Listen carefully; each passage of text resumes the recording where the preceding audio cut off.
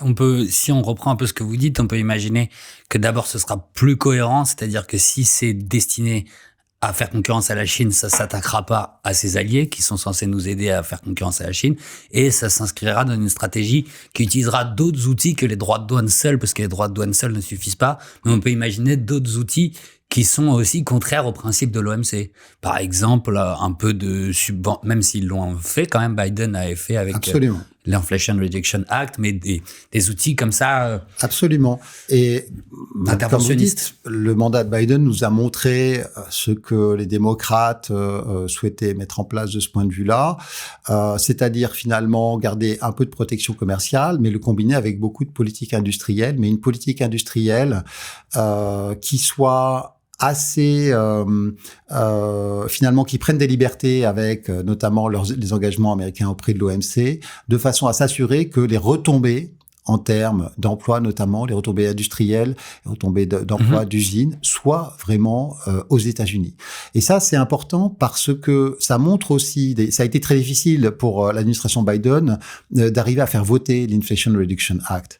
Et ça montre, à mon sens, que pour obtenir une majorité susceptible de voter à des lois qui étaient les premières initiatives de politique économique américaine, qui étaient véritablement des initiatives pour accélérer la transition énergétique et écologique. C'était les premières. Ils n'avaient rien fait avant de vraiment significatif.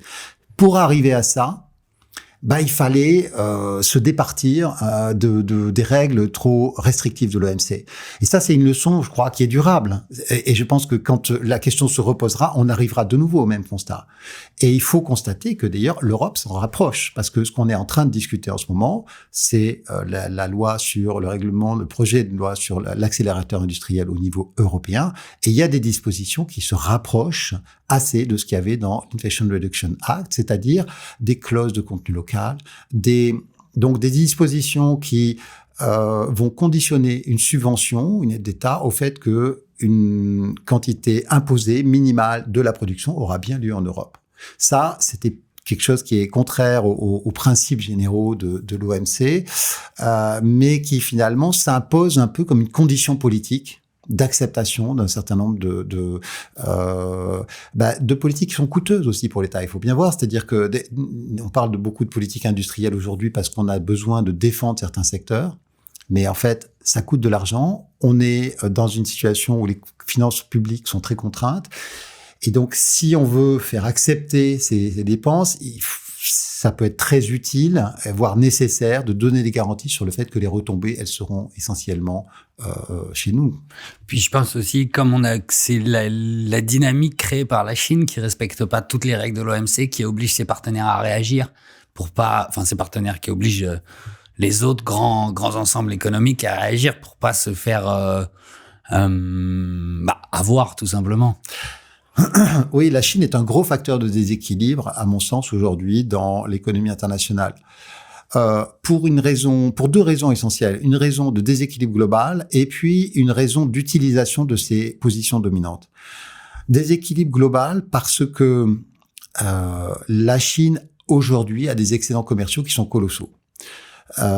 Qui sont à la fois deux fois plus élevés qu'en 2019, avant le Covid, et qui ont atteint des niveaux, donc qui sont toujours probablement en croissance, et qui aujourd'hui, donc ça représente, en 2025, ça représentait 1200 milliards sur l'ensemble du solde commercial chinois, de l'excédent commercial chinois. Et si on prend juste les produits manufacturés, c'était plus de 2000 milliards de dollars. C'est-à-dire plus de 15% de l'ensemble des importations de tous les autres pays dans le monde de produits manufacturés. Donc c'est proprement sidérant.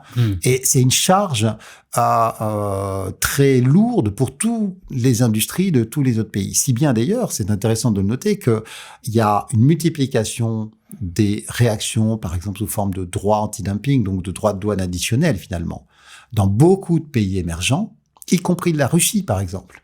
Parce que tous les pays émergents qui ont un peu d'ambition pour leur industrie, notamment souvent l'industrie sidérurgique ou éventuellement chimique ou d'autres, voire éventuellement automobile, tout cela, ils se retrouvent noyés par la concurrence chinoise.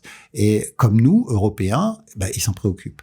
Donc, ça, c'est très déstabilisant parce que un excédent, ça arrive d'avoir un excédent, bien sûr, mais il y a des limites. Là, c'est vraiment une façon d'imposer une sorte de domination dans l'industrie mondiale. C'est quand même la situation qui se profile aujourd'hui, qui est déjà matérialisée pour un certain nombre de créneaux, notamment la plupart des industries propres.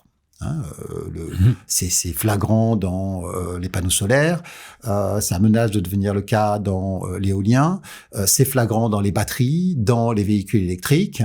Évidemment, dans les terres rares, enfin les minerais critiques plus généralement, surtout dans le raffinage, plus que dans l'extraction, dans les principes actifs de médicaments également. Et donc, ça nous amène au deuxième aspect que je mentionnais, c'est-à-dire l'utilisation que la Chine fait de ses positions dominantes avec, en réponse aux politiques américaines, des restrictions d'exportation qu'elle a mises en œuvre et elle l'a appliqué aussi à l'Europe. Alors aujourd'hui, c'est suspendu pour l'essentiel, pas pour tout, mais ça consiste juste à dire, finalement, moi, je vais restreindre les exportations que je vais faire vers vous de ces minerais que je suis quasiment la seule à produire aujourd'hui et dont vous avez absolument besoin.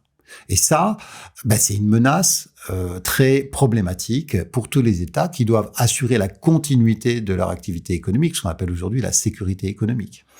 Oui, du coup, avant de vraiment rentrer dans le détail sur la Chine, mais ces entorses à l'OMC, moi, il me semblait comprendre de loin depuis plusieurs années que l'Europe était celle qui se pliait le plus aux normes et aux exigences de l'OMC, et à force, les États-Unis d'abord, et puis maintenant l'Europe, sont en train de réaliser qu'il va falloir que eux aussi fassent des entorses pour à ces principes, parce que sinon la Chine va continuer d'abuser. Oui. Alors, en pratique, la plupart des pays dans le monde, pour l'essentiel de leur commerce, suivent leurs engagements, respectent leurs engagements auprès de l'OMC. S'agissant de la Chine en particulier, ce qu'a fait la Chine depuis le début, pour l'essentiel, c'est d'être très respectueuse de la lettre de ses engagements.